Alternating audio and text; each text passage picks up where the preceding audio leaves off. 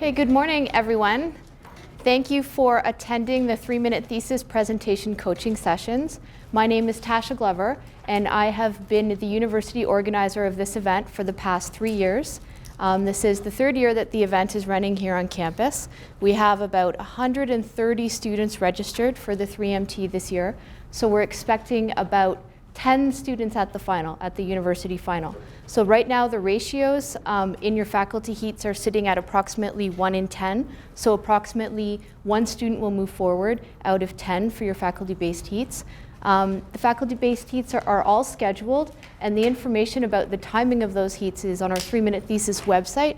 So I would encourage everybody to consider attending the heats, see what kind of competition is coming out of the faculties, and have a really good event, everyone, and best of luck. So without further ado, I'd like to introduce you to Catherine Atchison, who is going to do an introduction and an overview of the 3MT. Thank you, Tasha. Hello, everybody, and congratulations on signing up for what will be a great experience. You will never be the same. My name is Kathy Atchison. I'm the Acting Associate Dean for Graduate Studies in the Faculty of Arts and the Chair of the University of Waterloo 3-minute thesis competition. I'm here to tell you the rules. The first rule is that, okay. So rule number 1, there are 10 rules that I'm going to cover. Rule number 1 is that you will have 1 static slide. That's no animation, no bells, no whistles, right? Rule number 2 is that there will be no video or audio associated with that slide, okay? Rule number 3, no props and no costumes. Number 4, you have 3 minutes. Should your presentation exceed 3 minutes, disqualified. Do we get a warning? Pardon me? Do we get a warning? Do you get a warning? Good question. Tasha? Yes, absolutely. There will be a timer on a computer right in front of you that you can see that will count down. And if you would like, we will also provide cards that will give you 30 seconds notice, 10 seconds notice. Number 5, presentations are to be spoken word, which means no yodeling, no singing, no whistling your 3-minute thesis presentation, okay? And so on. Number 6 is the presentation language is to be English, okay? I would assume that most people in this room speak more than English, so it's a good rule. Or it's one we have to have. All right, number 7 is that the presentation will begin on a stage, right? And now I haven't actually seen the 3-minute thesis competition before, so what sort of stage is this? It's much like what you're standing on. All right, so it's an invisible stage. It's a very low stage. It's an invisible stage, but the timing, the next rule, number 8, is that the timing begins as soon as you move or speak, okay? So your 3 minutes starts then. Number 9 is that your presentation has to be memorized. You have no cue cards, nobody in the audience doing the sign language, so that you can speak your piece. And the last rule is that the judges' decisions are final, okay? So, I wanted to speak for just 1 minute about memory. I tried to memorize those 10 points. Now, it's not that hard to memorize a numbered list, but in order to do this, I used a technique that's called the memory palace. Has anybody heard of the memory palace before? Yeah? In what context did you hear about the memory palace? Bang. The memory palace is an ancient technique used by classical orators to remember their speeches, and medieval and Renaissance priests and orators to remember their the talks that they were going to deliver. And basically what the memory palace, what you do when you use a memory palace is that you imagine a space and you imagine moving through the space, and you dispose the elements of your speech in the space in the sequence in which you are going to orate them. So typically people do their houses, right? So you have the steps, open the door, in the hallway, there's a closet, there's a bench, ahead of me is a hall, there's a mirror, there's a table, and you put your words or symbols onto each of those places and collect them as you speak, right? So you talk the walk. I used a slightly different spatial organization, one that's very familiar to me, which is my refrigerator. This isn't actually a photograph of my refrigerator, it's a drawing. And I put, so we can review, I put the static slide in the bottom crisper drawer where I would go get the carrots and the celery first. And then the no sound, no audio, no video in the place where the potatoes live. No props is on the next shelf up, 3 minutes. We are spoken word and the language is English. We start on a stage, and once we move or start to speak, the timer starts. We use memory, so I made the memory palace, but I can't draw palaces, so I drew a castle. And then in the freezer is the trophy, meaning that the judge's decisions are final. So I recommend that you try something out like that. There's a great TEDx talk by Josh Fiore, who won a whole bunch of memory competitions, that is about using the memory palace to remember anything. And this will really help you with your presentation, because 3 minutes is just not very long, and you want to get every word in there. You know that if you go over, you'll be disqualified. So memorizing your speech is going to really help. Now I will turn it over to Dr. Susan Grant, who will talk to you about preparing for the 3MT. Okay, thanks, Kathy. So how many people feel a little bit nervous about doing the 3-minute thesis? Anyone feeling pretty confident in the? Most people have some energy that is maybe excitement and nervousness. And I'm going to tell you that's a good thing. Because the emotion that we have is what gives us the energy to do the work that it takes to accomplish the task of completing your 3-minute thesis, preparing it, and then executing your delivery in front of everyone. The context in terms of the energy is finding out that this is important to you. So channeling that nervousness to say, the skill of presenting is very helpful in terms of my whole career path. And people will hone and work on their presentation skills all throughout their career. And so this is an excellent opportunity for you to not only learn the subtleties of presentation, so mastering what is behind the skills. You can watch people, you can watch the different heats and jot down even things that they do in terms of body language, or things that they do in terms of questions rather than statements. So you can really pay attention to the detail of presentation and skills and hone in on those skills.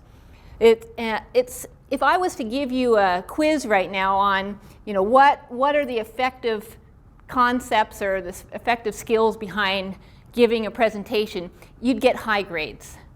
We know a lot of the skills behind it, but the actual doing of it, the knowing to the doing, that gap, that's what the 3-minute thesis offers. You to get up there and actually put it into practice and get feedback. And that's what I want you to think about too, that this 3-minute thesis is not about failure. It's about feedback. And you're always trying to put yourself and stretch yourself so that you can gain those competencies and move yourself forward. The skills in this will help you when you defend your thesis, because that could evoke a nervousness as well.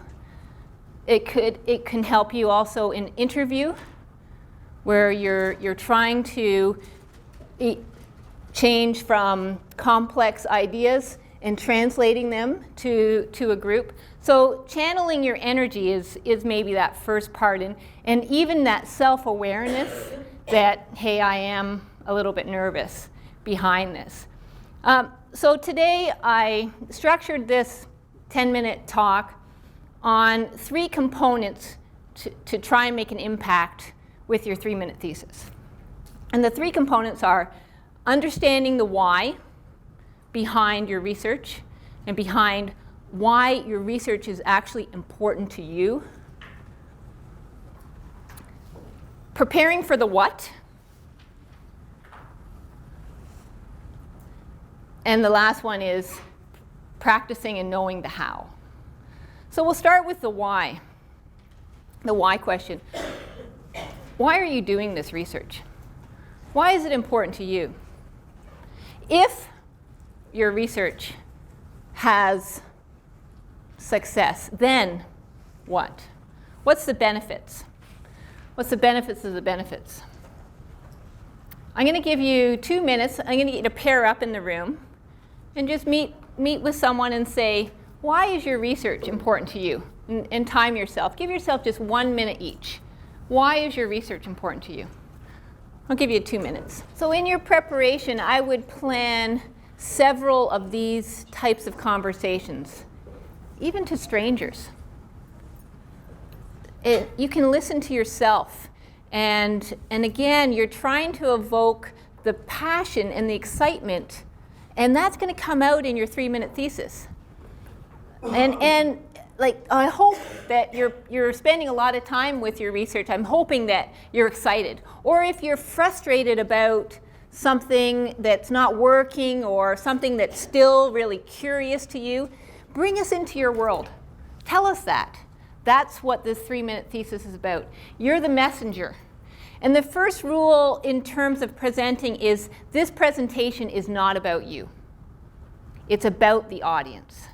And so the more people you talk to and the more they ask you and clarify, the more you can understand what you don't know about the common language or the jargon that you use or even the interpretation. But you want to bring people into your world, and your message should be, why should I care about what you do? And that's what you're trying to do in these 3 minutes. Have the group care, and I want to go talk to that guy. That's really exciting work. So preparing for this, the why is the starting point. The other part of the why is, and it brings it into the what too. What do you want people to say about your talk when you're done? So plan with the end in mind. What do you want people? And it's 3 minutes. It's not like, can I have 5 hours and I want to talk about my thesis, right? This is concise. This is bringing you in the world. The idea of the 3-minute thesis is you're a translator.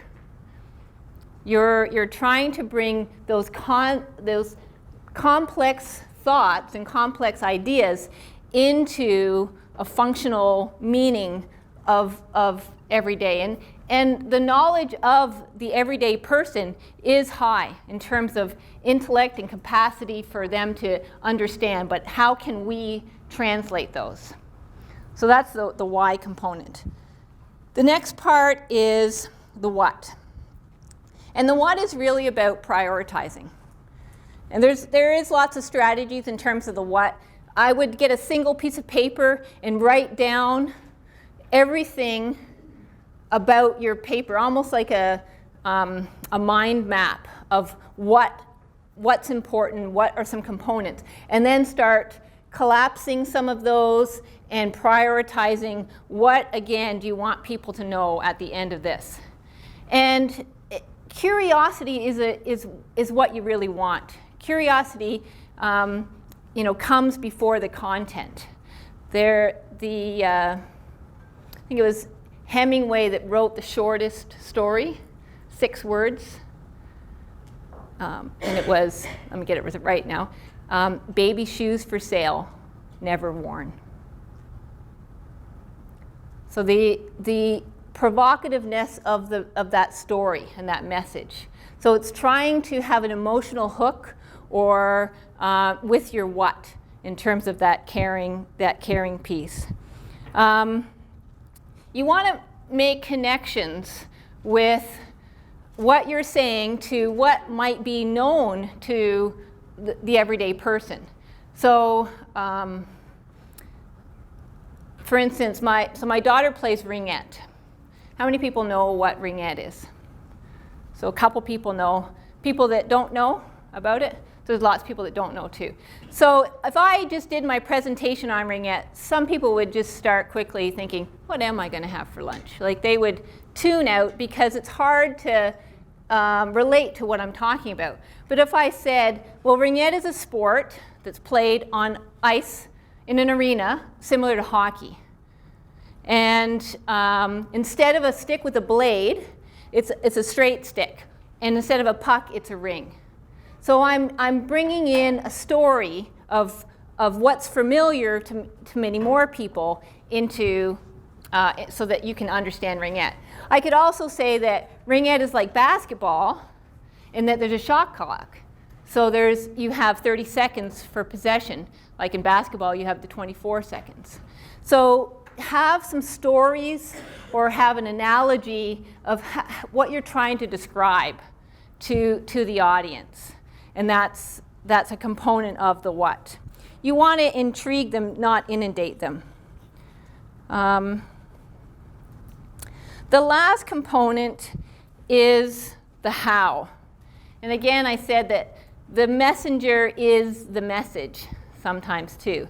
So I started talking about nervousness. The first one is trying to really practice how you can control your nerves.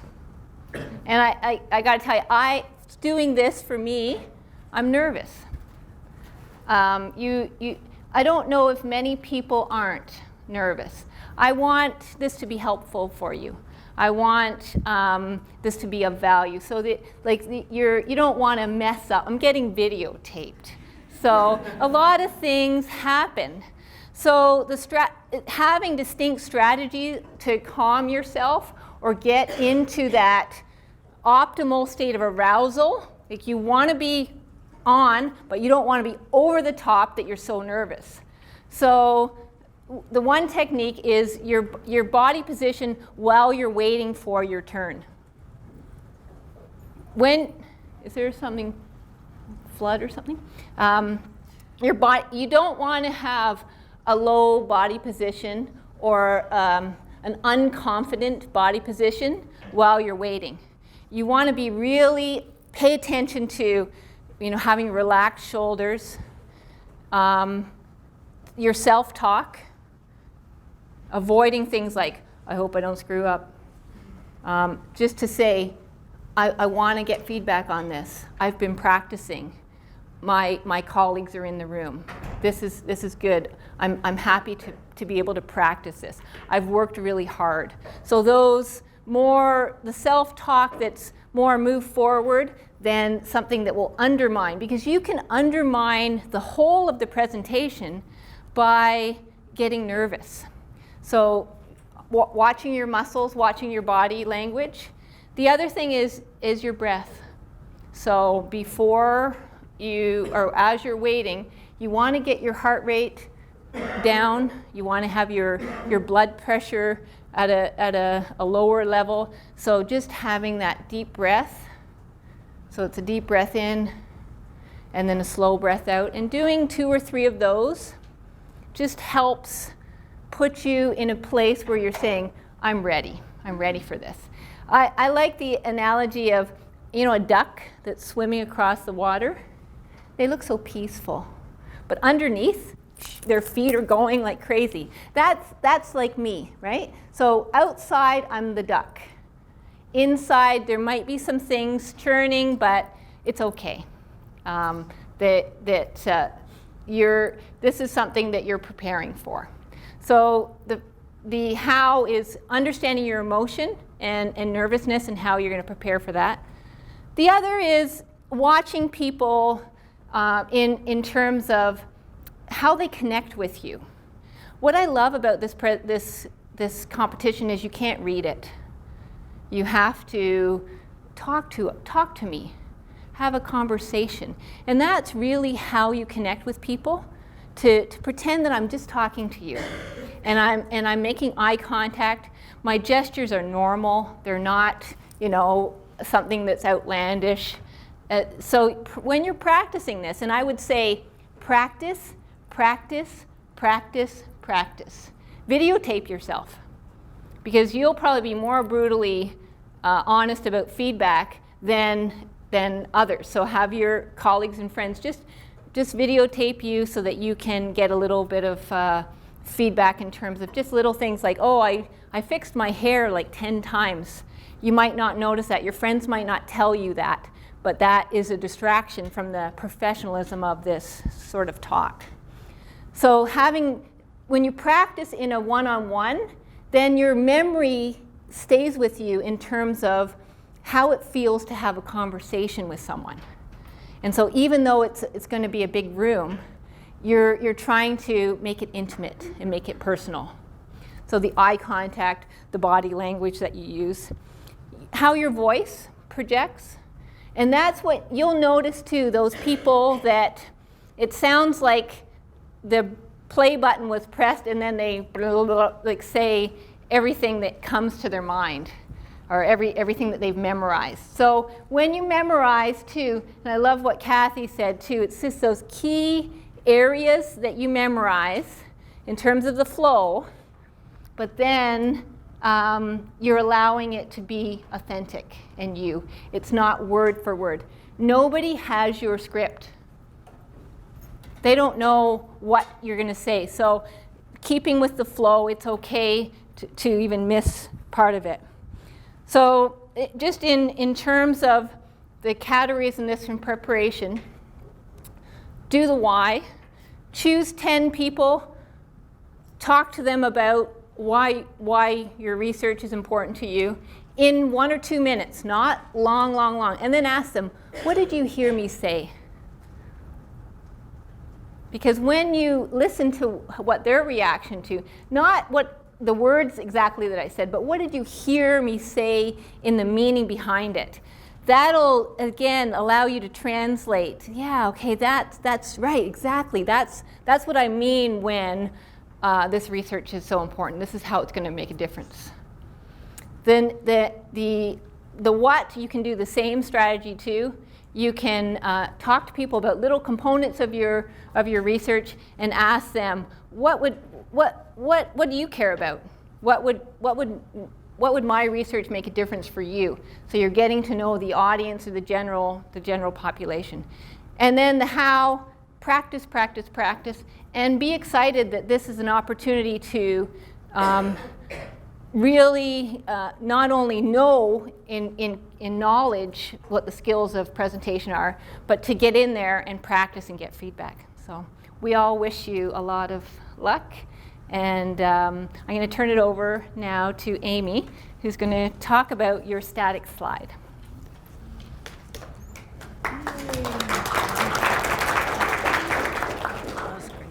Thanks.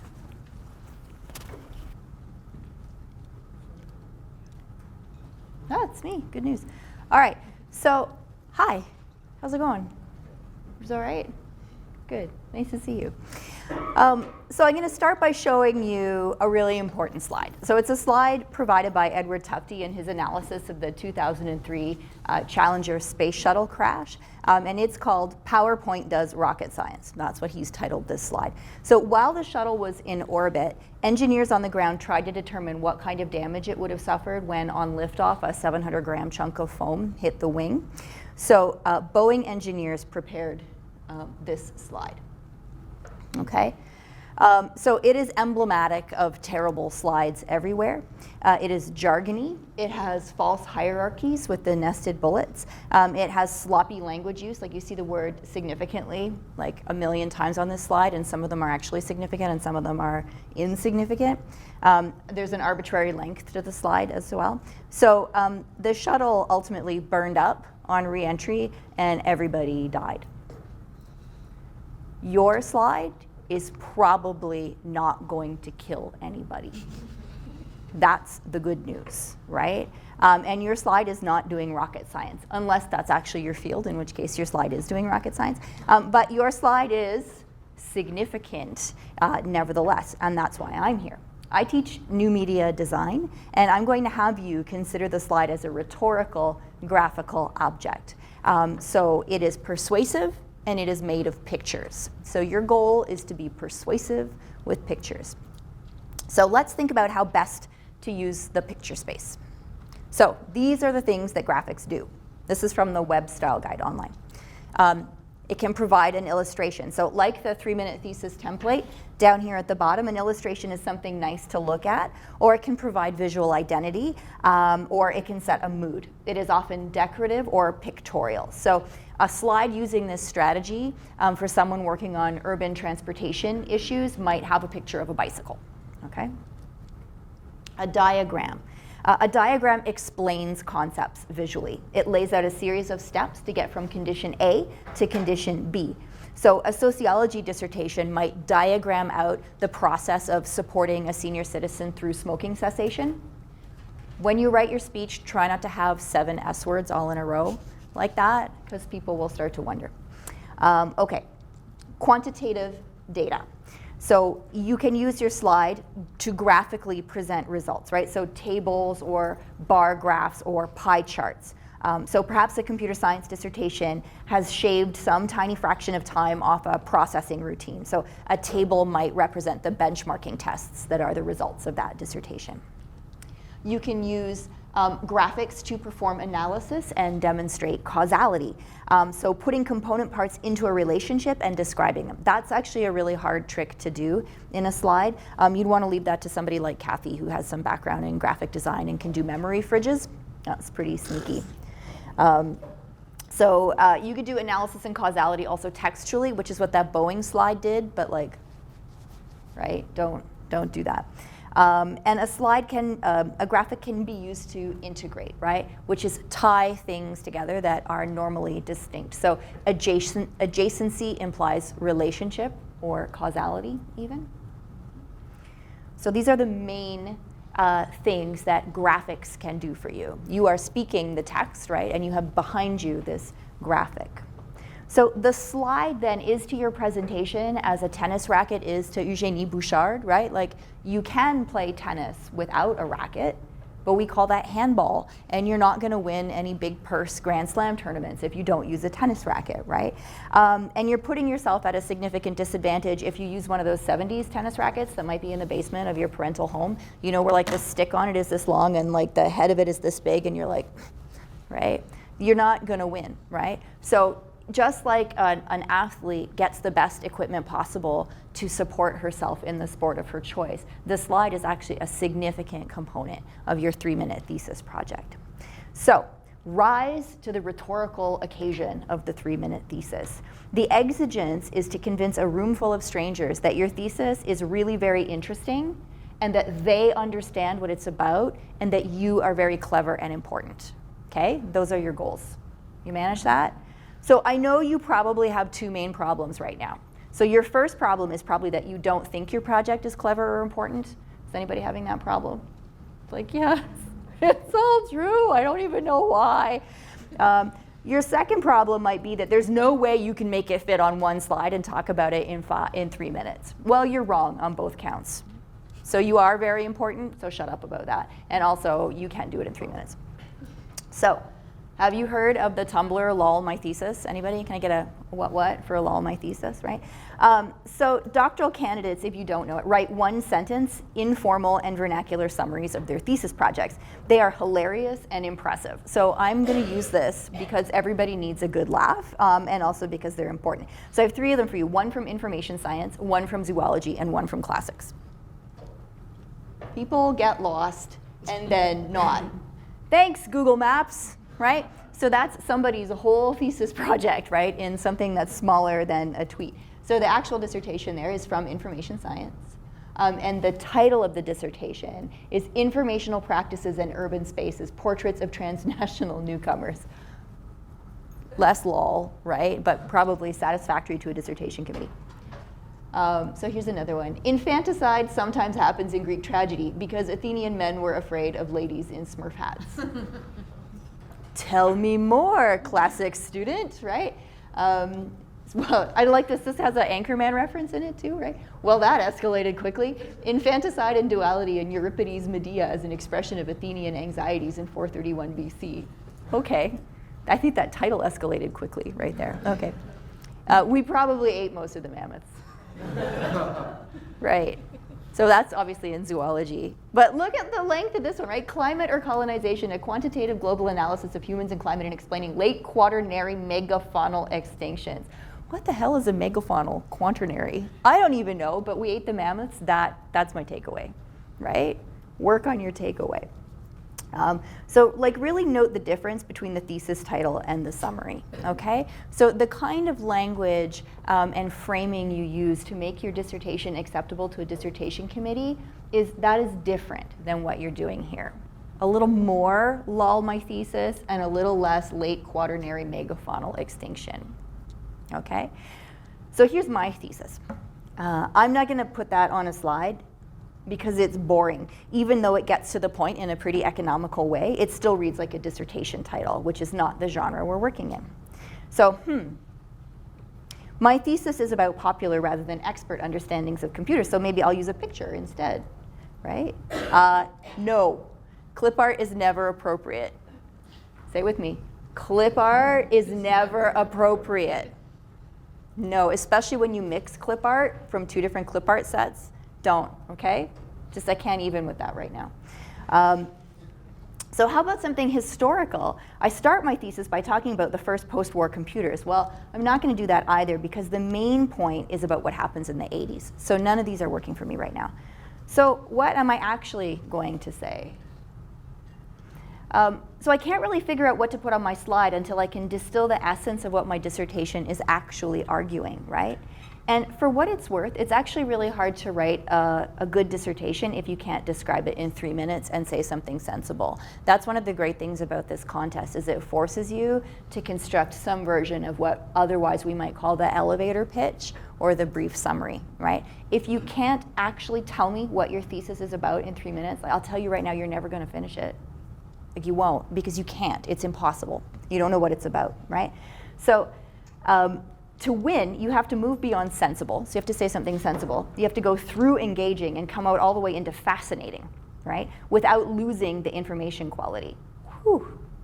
Now I'm depressed and I want to go home. So the lol versions were fascinating, but they were a little bit too jokey for what we were doing here, and the clip art had the same problem as that. So there's lots of ways to work on being fascinating, many of which we're trying to address today. So what I'm going to talk about is the slide, but you can't start the slide till you know what you say. So one way to do it is to lull your thesis. I'll do mine. In the 50s and 60s, no one owned computers. Now everyone does. How'd that happen? Okay, here's another one. Computers used to terrify everyone. Now they don't. How'd that happen? Computers used to be for scienticians and villains, and now they're for everybody. How'd that happen? There's a lot of how'd that happen because I'm in the humanities. We just want to interpret stuff. That's kind of what we do. So I would love to talk about all of these things, but I can't because it's 3 minutes. It's not like 1 minute for each topic. Be ruthless, all right? So I'm just going to pick one. This kind of breaks my heart because it means I can't talk about how many computers got sold at Sears in 1983 because I know that, or how the Neiman Marcus 1976 catalog had a $10,000 recipe computer that looked like an egg. I can't do that. And I can't talk about Colossus, the Forbin project, or the Sabre air defense system, or even Bill Gates, but I might be able to talk about Steve Jobs. Just take a moment to mourn for all the things you can't say in 3 minutes and then let them go because you have a dissertation you can talk about that in, all right? So, designing the slide. In my dissertation, I do not have any quantitative or qualitative data, so I'm not going to have a diagram or a chart or a table. My dissertation is about the stories in popular culture, so my slide is going to use illustrations from popular culture to analyze them and then integrate, right, the integrative analysis. Integrate the bits of my argument in a way that gives a good sense of what the whole dissertation does. So I would start then with one big picture.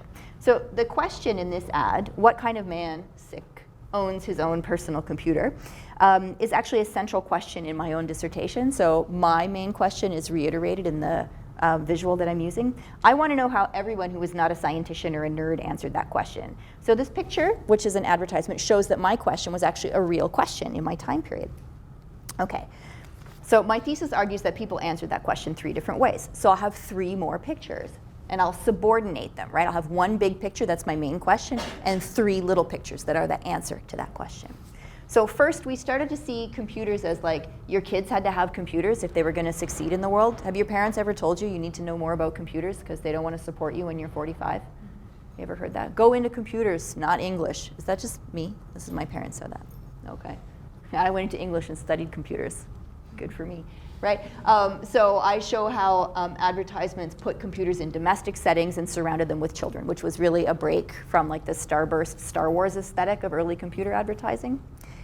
Also in the 80s, we were afraid that nuclear war was going to come and blow us all away, so there was still a lot of computer villains, including Christopher Walken, who was kind of a good guy who always looks like a villain, right? So the solution in the 80s was not destroy all the computers, but get your own computer to stop the computer apocalypse. And the third way was Steve Gutenberg. So that's Steve Gutenberg and a robot in a movie called Short Circuit. Anybody ever seen Short Circuit? So this was like another strand of representation of computers, which was like, engineers should learn to love hippies. That's basically the plot of this movie. And computers can help engineers and hippies get along and thus prevent nuclear annihilation. Okay? So that's my slide. So I couldn't introduce it the way that I did. I would have to put this slide up here, and then what I would do is I would begin by introducing, right, this is my main research question, and the question is answered in 3 ways, this, this, and this. So I've visually subordinated the answers to the question, right? So I've put the things that are alike together and roughly the same size. I've made the most important thing the biggest, and I'm moving from left to right, which in English is how we read, right? So I'm presenting the information here in the order that we're going to address it. So I'm using the visual arrangement of materials on the slide, as well as the content of the visuals on the slide, to support and mirror the textual argument that I'm making, okay? So, in your slide, remember then, you can provide an illustration, diagram a process, present quantitative data, perform analysis and demonstrate causality, or integrate parts into a whole.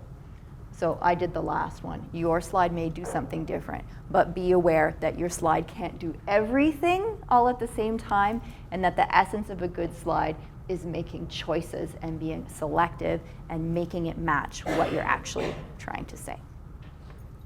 And you should watch Short Circuit when you get bummed out about writing your thesis, because Steve Gutenberg and robots, it's pretty awesome. Thank you very much.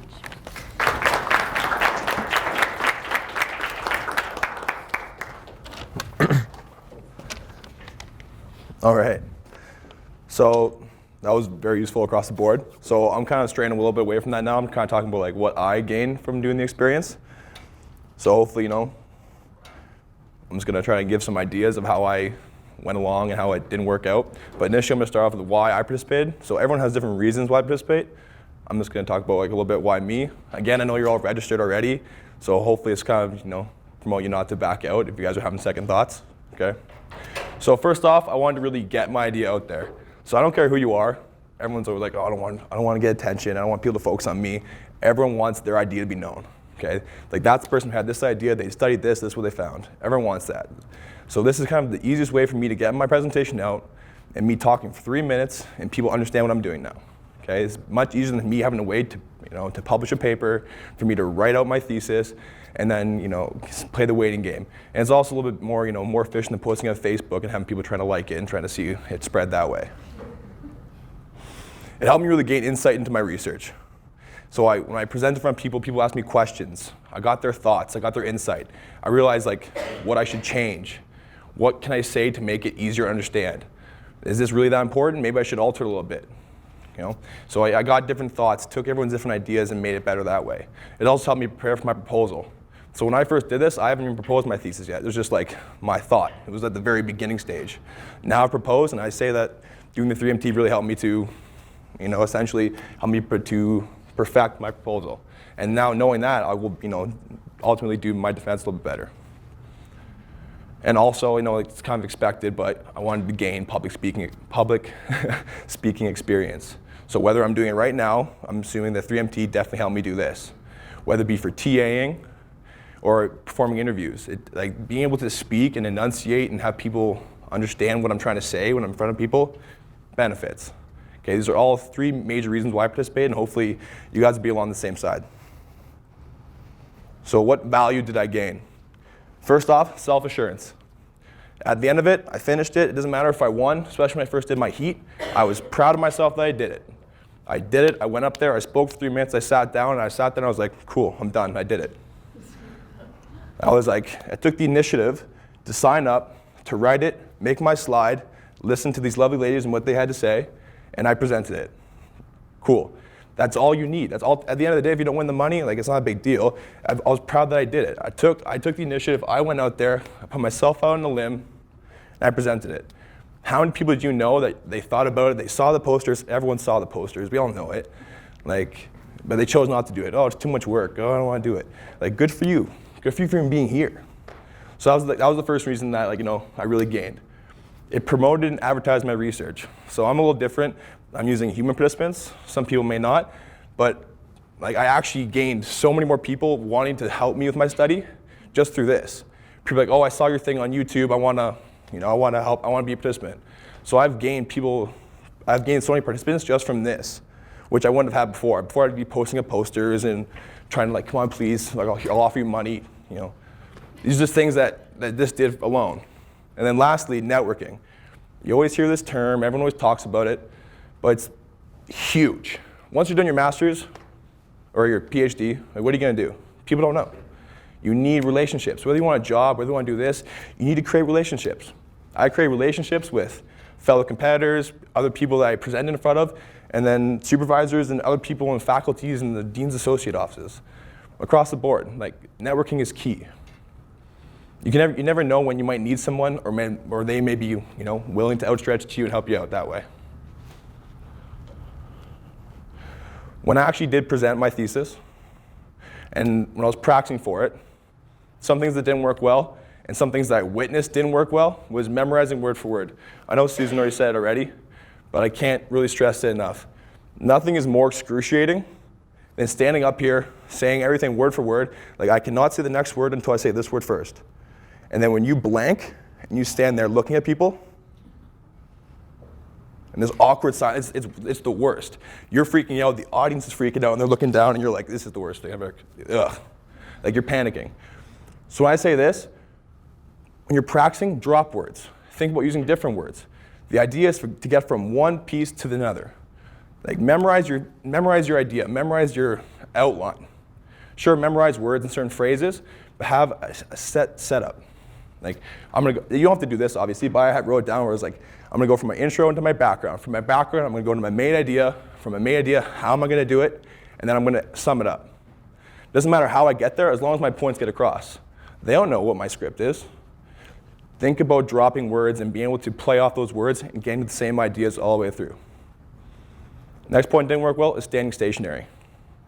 As if I was standing here and reading a piece of paper. Don't just stand here and go, no, no, no, no, no, no, no, no, no. Use the stage, okay? Let's move. Nothing's worse than just sitting there and people not attracted to you, okay? Command the audience. So then this leads me to my last slide. What worked well? I know I'm going to reiterate again, but we're going to practice. Don't just think, go up there and try to wing it. If you're trying to wing it without having any idea, you're going to say a ton of ums, and then you're going to look kind of dumb, okay? You're going to have a ton of people up stage. You want to, present yourself well, so practice. But again, practice smart. Practice in front of an audience.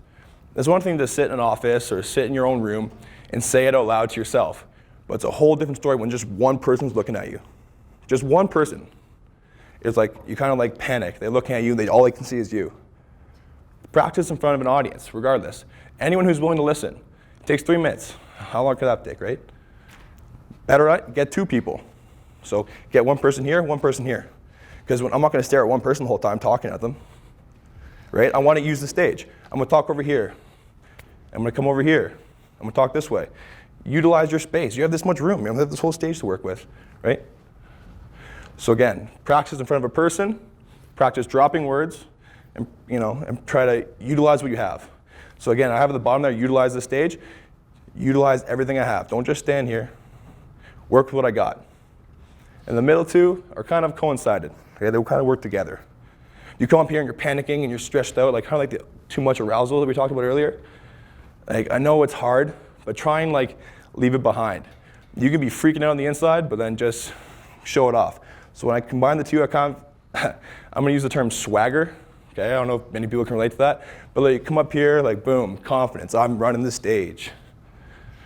Like people came here to watch me. I know they didn't. They came to do their own presentation probably, but I'm just going to assume that they came here to watch me.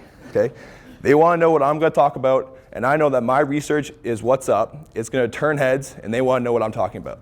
Okay, I have 3 minutes to do it, so shut up and listen. Okay, that's the kind of the aspect you want to have. Walk across the stage, talk confidently. Use your hands, look at people in the eye, and display this confidence and this swagger that you have. This is your research. It's what you worked years on. You know what you're talking about.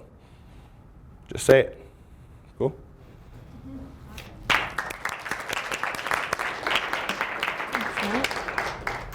Thank you, Matt. So that concludes the formal presentation of our 3-minute thesis coaching session. Does anybody have any questions? Go ahead in the back. I was wondering, are we supposed to talk about any results that we might have gotten if we're already somewhat far into our data analysis? Yes, feel free to talk about your results. You may want to speak to your supervisor just to check about releasing the results of any of your research, but have a discussion with your supervisor prior to doing that. But yes, the more data that you can give us to make your presentation more convincing, the better. Oh, sorry, the question was, can we release the results of some of our research if we have data? Go ahead.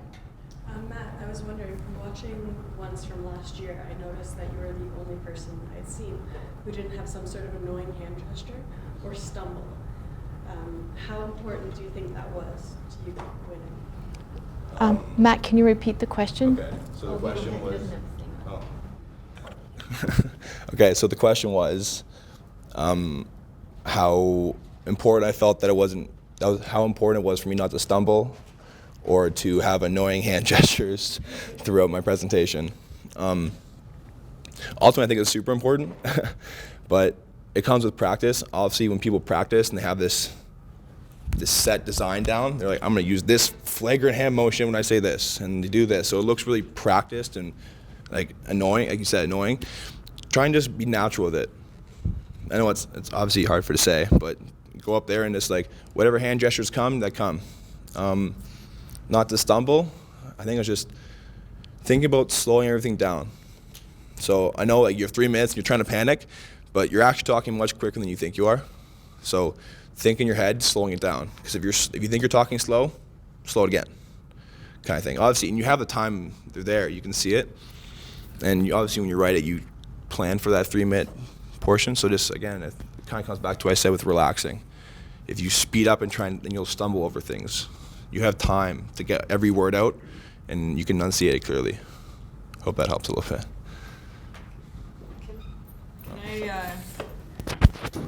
Can I add about the hand gestures that if you watch effective public speakers who want to show that they have something important to say, they're an authority, you should listen to them, but they're not intimidating, they aren't threatening, right? So there's some warmth, and they want to make a connection with you. What they do is,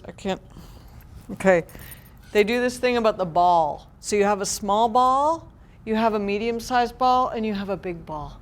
Okay, so this is authoritative but warm.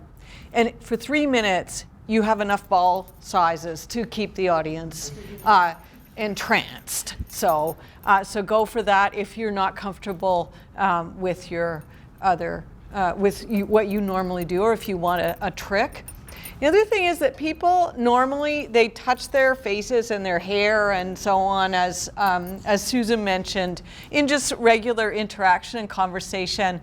And those are things to try and avoid, which is why practicing in front of the mirror and videotaping yourself would also be a good idea. Yeah. Great. Thank you. Are there any other questions? Go ahead. Is there a minimum time? Like if your presentation is 2 minutes and 40 seconds, is that too short? Would you be disqualified for that? Or? The question was, is there a minimum time? Can it be 2 minutes, 40 seconds? The answer is nope, there's no minimum time. If you can convey the impact of your research in 10 seconds, then by all means. Any other questions? Go ahead. Is it normal that you can't really go into much detail or much depth about your research? Sort of give a general idea, this is why we care about it, and that's it? The question was, is it normal that you can't go into great deal about your research because it's 3 minutes long and you don't have a lot of time? I would say yes, it's normal. What you're focusing on is the impact of your research as opposed to the research itself. Anyone else? Go ahead at the back. Would you think it's better to keep the talk more engaging, like asking audience questions, or do you think it's too much for a 3-minute presentation? The question was, would you find it useful to engage the audience during your 3 minutes as opposed to focusing more on speaking about your research? That's a really interesting question. I would recommend that it is a good idea to engage the audience to a certain extent, but make sure that you're not engaging them too much so that they're talking amongst themselves or putting their hands up as opposed to listening to what you're talking about. Do any of our coaches? I could actually add on that one. I had some supervisors recommend, if you're gonna ask any questions, make sure they're rhetorical. Like they're so blatantly obvious that everyone knows the answer to it. Like no one likes falling. Caught it. Like cool, I get like. Or like, have you ever fallen before? Yes, we've all fallen. Like there's questions that you know everyone's done. Like, do you like food? Like basic questions. Okay, like that. So no one's gonna like ponder over, but like, what does he mean? Or like, I actually don't know. You're like, oh, do you know anything about like subatomic astronomy or something, whatever. Like someone's like, I have no idea what you're talking about. So make sure like it's real rhetorical. And I wouldn't ask too many. People like to lead into it as your introduction line, okay, or they might ask it like a rhetorical question towards the end as a form of conclusion. That was what I was told by supervisors or to recommend that anyways. Thanks, Matt. Anyone else? Go ahead. I was just wondering what you kind of meant about those annoying hand gestures. There was a person that did this the whole time, and not really even gesturing at anything, but I think it was a comfort for them to be doing something with their hands. So you can see, even as I'm talking to you. Okay. I don't mean like stuff like the ball or crossing your hands. I mean like just doing the same gesture for the whole 3 minutes. Okay. Thank you. Anyone else? Okay, go ahead. Do candidates dress up somewhat nicer than the usual grad student uniform? I would say yes. The question was, do grad students usually dress up more than their usual graduate student uniform? My recommendation would be wear something nice. This is a presentation. You're going to be standing in front of people talking about your research and why it's important. In some cases, these videos will be posted on YouTube and people may be looking into what you're researching, so it's an impression. So you want to make the best possible impression that you can on the judges and on the research that you're discussing. I would say there's disciplinary norms for that too. So like probably in the field that you work in, the conferences that you go to, there's a kind of academic uniform. That's a start, but the academic uniform in a particular disciplinary field is different from what the general public expects a grown-up who is authoritative ought to sound like. So Twilight Sparkle shirts are really cool at English disciplinary conferences in new media, but I wouldn't wear it for a TV interview. I would probably turn it around, right? So I think that you're not just pitching to other academics who are precisely in your field, but to educated members of the general public who have an idea of what an authoritative grown-up looks like. Go ahead. This may be dependent on disciplinary norms, I was just wondering if a student is considered overdressed. Repeat. So the question was, it may be dependent on disciplinary norms, but would a suit be considered overdressed? coaches.